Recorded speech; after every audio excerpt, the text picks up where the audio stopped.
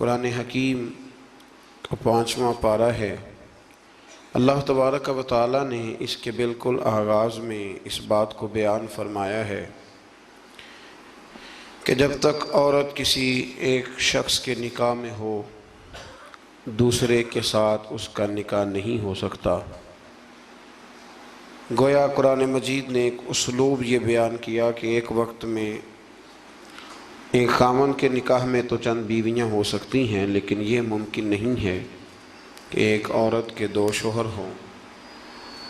ہاں، جو لونڈیاں ہوں اس زمانے میں جن کا چلن موجود تھا، اس حوالے سے اللہ تعالیٰ نے گنجائش عطا فرمائی۔ اسی تفصیل کو اہل رکوع کے اندر مختلف انداز میں بیان کیا گیا اور یہ بتلایا گیا کہ اسلام ہر خواہش کو پورا کرنے کے لیے پاک، صاف اور جائز رستہ عطا کرتا ہے۔ تو اس کے ماننے والوں کو یہ چاہیے کہ وہ کبھی بھی کوئی غیر فطری، غیر اخلاقی عمل نہ کرے جس سے کہ یہ محسوس ہو کہ یہ وہ لوگ ہیں شاید جن کی تربیت نہیں کی گئی۔ اللہ تبارک و تعالیٰ نے بہت ساری باتیں ارشاد فرمانے کے بعد اسی پارے کی آیت نمبر 28 کے اندر ارشاد فرمایا کہ یرید اللہ ان یخفف عنکم، فرمایا اللہ تعالیٰ چاہتا ہے کہ تم پر پابندیوں کا بوجھ ہلکا کرے۔ اللہ کریم کی رضا یہ ہے کہ تمہیں آسان دین دیا جائے، آسان دین۔ پابندیوں کا بوجھ تم پر کیوں؟ اس لیے خود ہی بیان فرماتا ہے، فرمایا وَخُلِقَ الْإِنسَانُ ضَعِيفًا، اس لیے کہ ہم نے انسان کو کمزور پیدا کیا ہے۔ رب فرماتے ہیں کہ میں نے چونکہ پیدا کیا ہے تو میں اس کی صلاحیتوں کو جانتا ہوں، تو میں اسے کوئی ایسی شریعت نہیں دوں گا، کوئی ایسا دین نہیں دوں گا، مسلمانوں تم پر کوئی ایسا بوجھ نہیں ڈالا جائے گا جو تم سے اٹھایا نہ جا سکے۔ اللہ تبارک و تعالیٰ نے جتنے بھی ہمیں احکام عطا کیے نا، وہ نماز پڑھنے سے لے کر جہاد کرنے تک، زکوٰۃ دینے سے لے کر حج کرنے تک، جتنے بھی احکامات دیے ہیں سارے ہی بندہ مومن کے لیے بڑے آسان ہیں، سارے ہی بندہ مومن کے لیے بڑے آسان۔ اور جب انسان اس رستے پہ چلتا ہے تو پھر اللہ تبارک و تعالیٰ اس کی مدد فرماتا ہے، پھر اللہ اس کے لیے آسانیاں فرماتا ہے۔ آپ یہ غور فرمائیے کہ حج کے موقع پر بہت سارے لوگ یہ کہا کرتے ہیں کہ حج ایک مشقت کا کام ہے، ایک جد و جہد کا کام ہے، ایک خاص ہمت والا آدمی اس کام کو سر انجام دے گا۔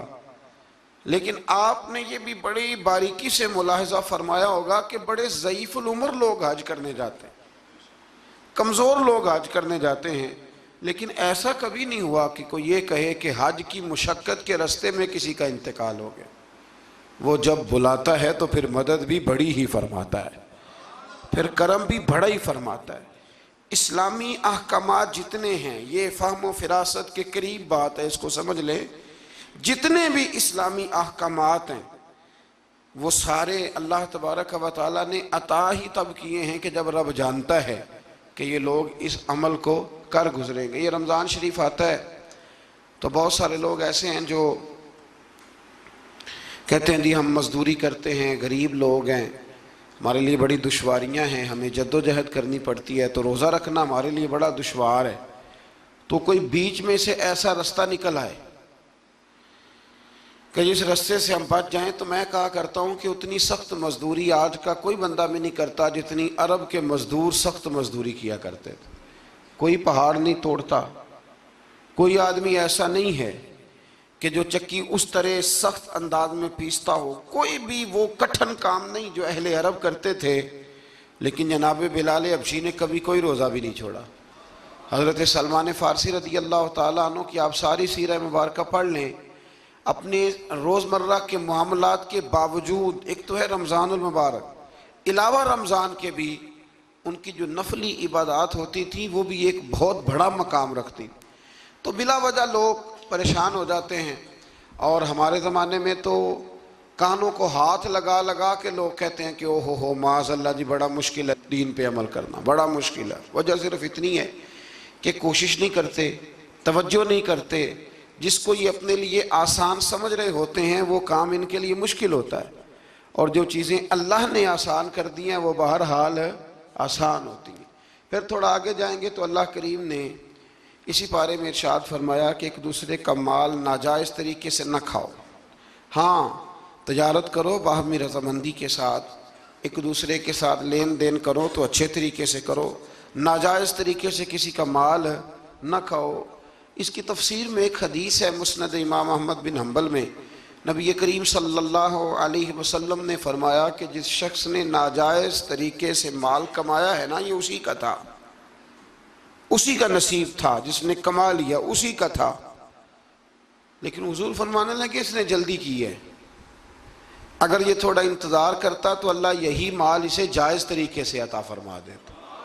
اس نے جلد بازی کا مظاہرہ کیا ہے، غلط طریقہ اختیار کیا اس کو حاصل کرنے کا، اس نے اچھا نہیں کیا۔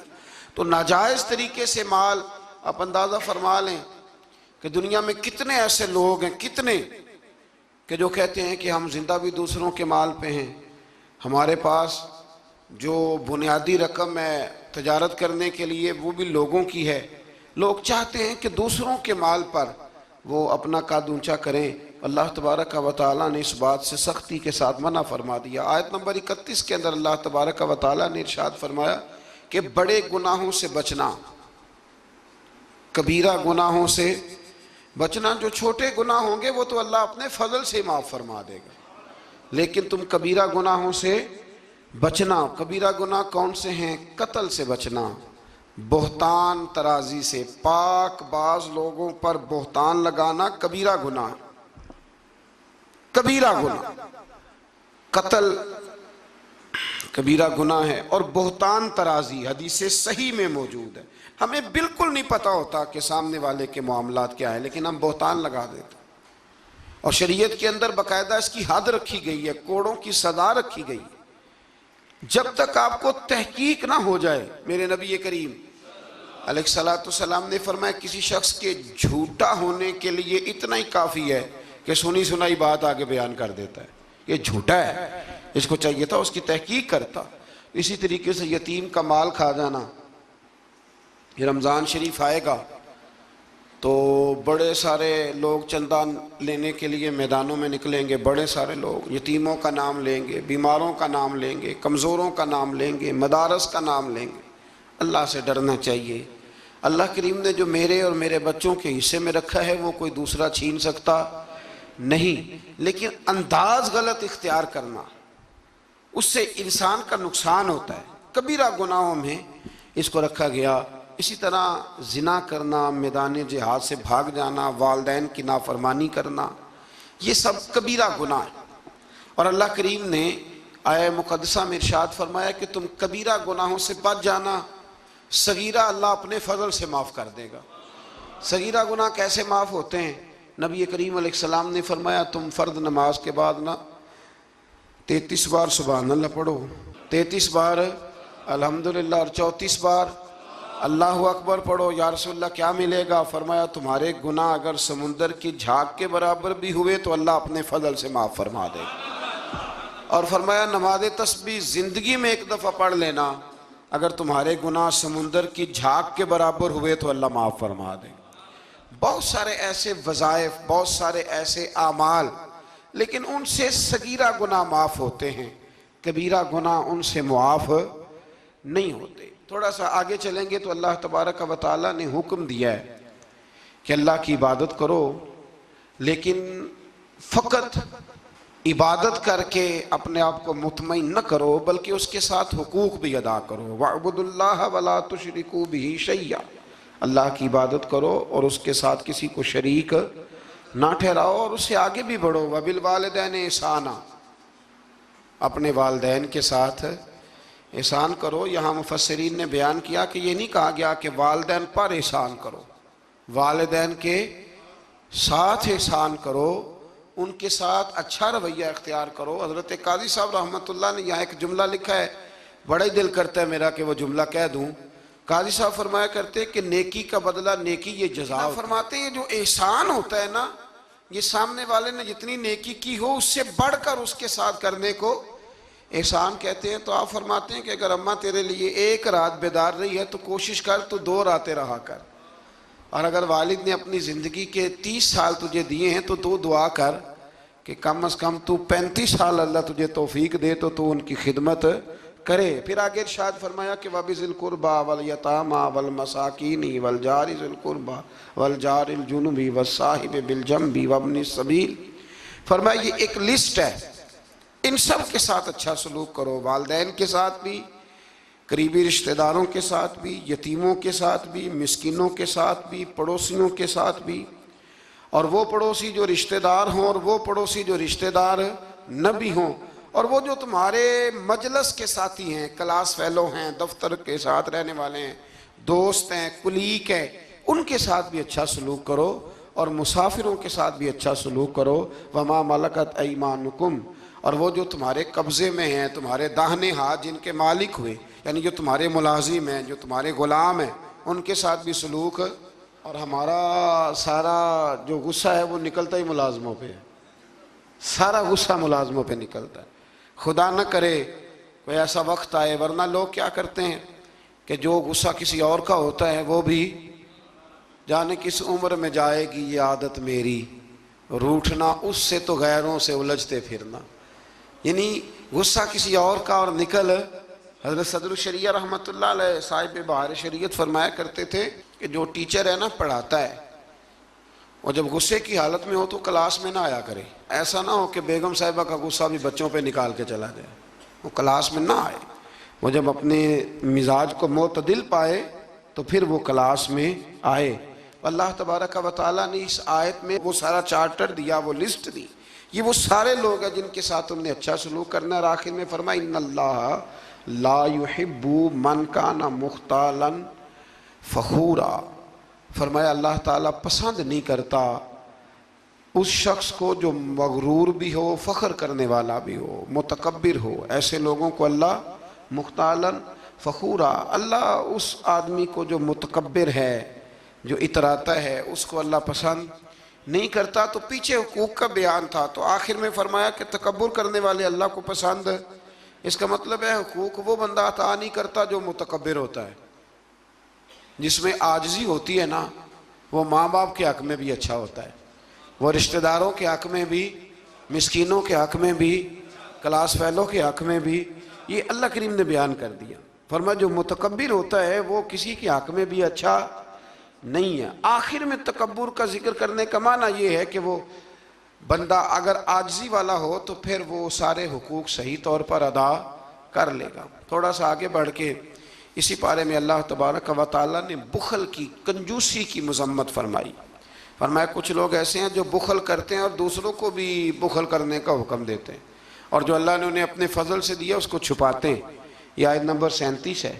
آپ کو بہت سارے لوگ معاشرے میں ایسے ملیں گے جو آپ کو مشورہ دیں گے، چھوڑو یار، یہ ان لوگوں کا تو کام ہے چندے جمع کرنا، یہ تو کام ہے ان لوگوں کا، یہ آ جاتے ہیں ویلفیئر سوسائٹی والے، یہ آ جاتے ہیں سڑک بنانے والے، اسکول والے، یہ لوگ آ جاتے ہیں، تو یہ مشورہ دیا جاتا ہے، خود بھی بخل کرتے ہیں اور لوگوں کو بھی بخل کا مشورہ دیتے ہیں۔ یاد رکھے اللہ تبارک و تعالیٰ جب آپ کو آپ کی ضروریات سے زیادہ دیتا ہے نا، تو اس کا مطلب ہے کہ پھر اللہ نے آپ کو کسی کے لیے بانٹنے کے لیے دیا ہے۔ جب اللہ تبارک و تعالیٰ نے دیا ہے تو پھر اللہ کے دیے سے اس کی راہ میں خرچ کرنا یہ انسان کو نفع دیتا ہے، یہ اس کا فائدہ کرتا ہے۔ میرے نبی پاک علیہ السلام نے فرمایا جب صبح ہوتی ہے نا تو 2 فرشتے زمین پر اترتے ہیں، ایک فرشتہ یہ کہتا ہے کہ اے اللہ سخی کو زیادہ عطا فرما، اور دوسرا کہتا ہے اللہ جو بخیل ہے نا، کنجوس ہے، ہونے کے باوجود خرچ نہیں کرتا، اللہ اسے روک لے، اسے عطا نہ فرما۔ دونوں فرشتے یہ کہتے ہیں، اور حضور فرمانے لگے جو سخی ہے وہ اللہ کے بھی قریب ہے، لوگوں کے بھی قریب ہے، اور جنت کے بھی قریب ہے، اور جو کنجوس ہے وہ بندوں سے بھی دور ہے، معاذ اللہ اللہ سے بھی دور ہے، اور جنت سے بھی دور ہے۔ تو کوشش کریں جو اللہ نے دیا ہے اس میں سے اللہ کے راستے میں خرچ کیا جائے۔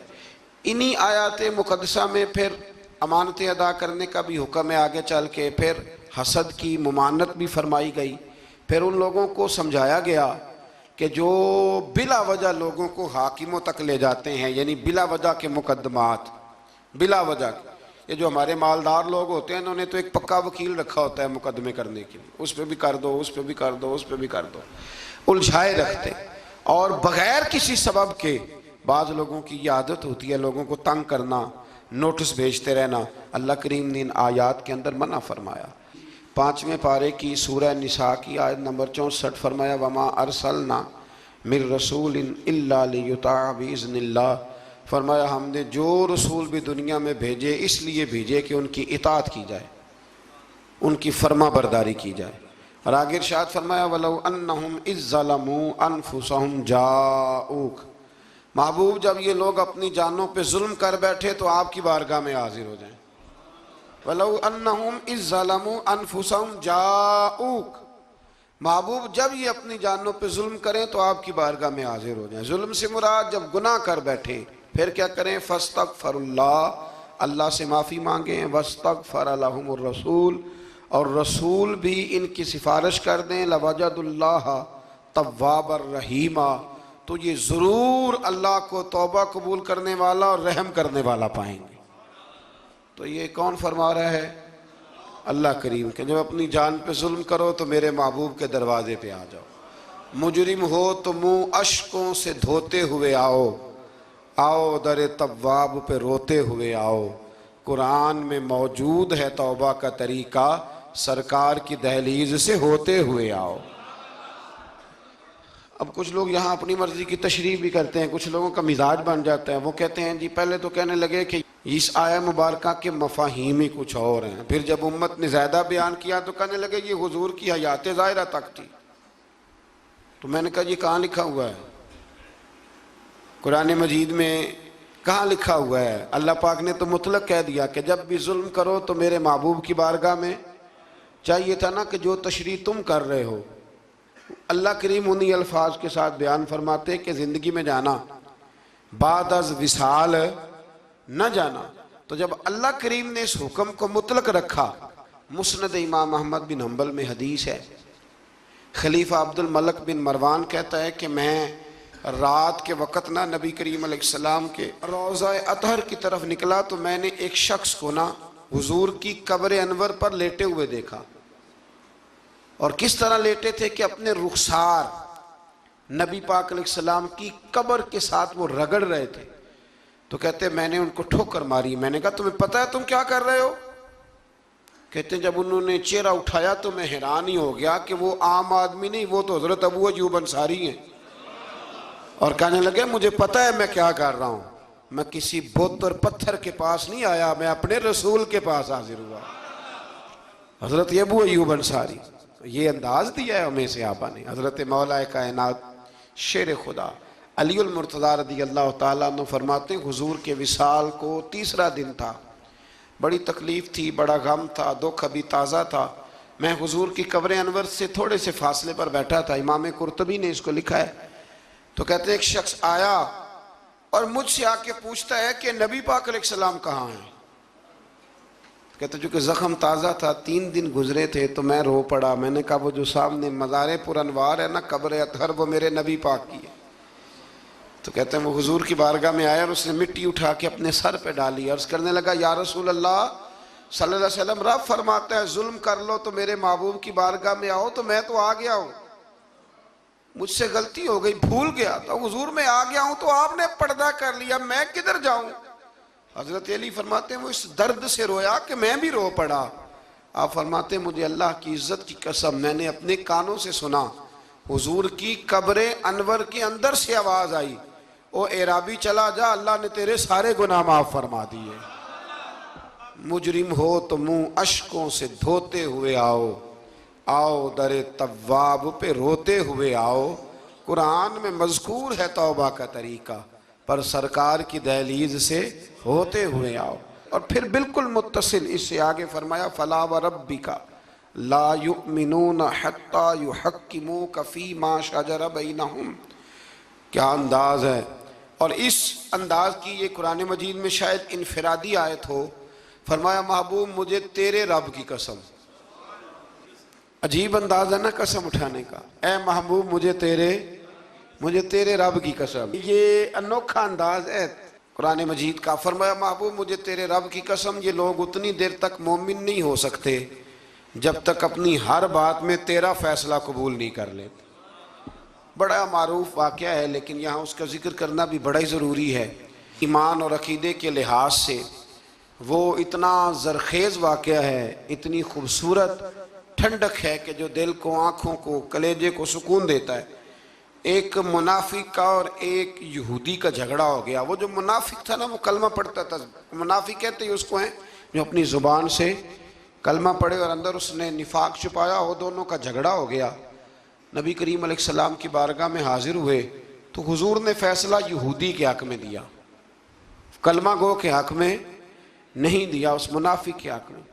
وہ نہ کہنے لگا جی میں تو فیصلہ حضرت عمر سے کراؤں گا۔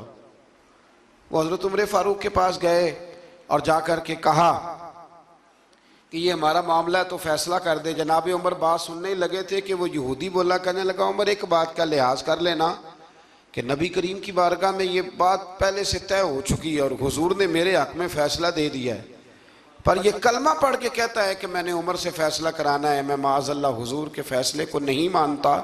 جناب عمر فرمانے لگے بیٹھو پھر میں ابھی آیا۔ حضرت عمر اندر تشریف لے گئے اور تلوار لائے اور تلوار اٹھاتے ہی اس منافق کی گردن اتار دی۔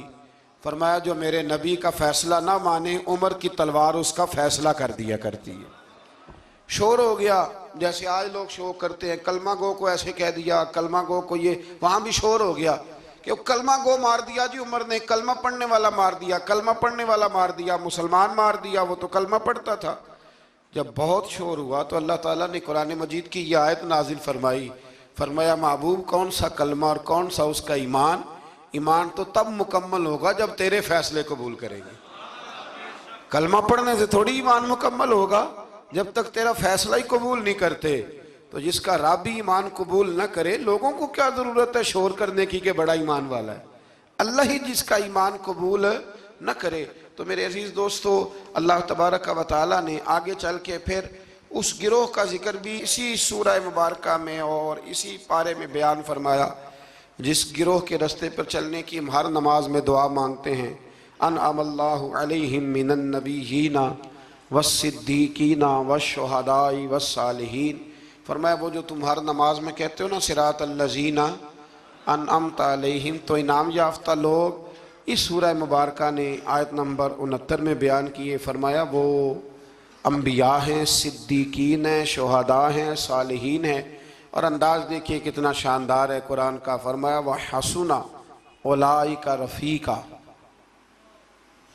فرمایا یہ کتنے اچھے ساتھی ہیں، وَحَسُنَ کتنے حسین دوست ہیں، ان سے دوستی کرو، ان سے دوستی، یہ بڑے حسین لوگ ہیں، بڑے حسین انبیاء، صدیقین، شہداء اور صالحین۔ تو اللہ تبارک و تعالیٰ نے پھر طاغوت کے رستے پر چلنے سے منع فرمایا اور اپنے رستے پر چلنے کا حکم دیا۔ ایک آیہ کریمہ اور پڑھتا ہوں اور بات کو سمیٹتے ہیں۔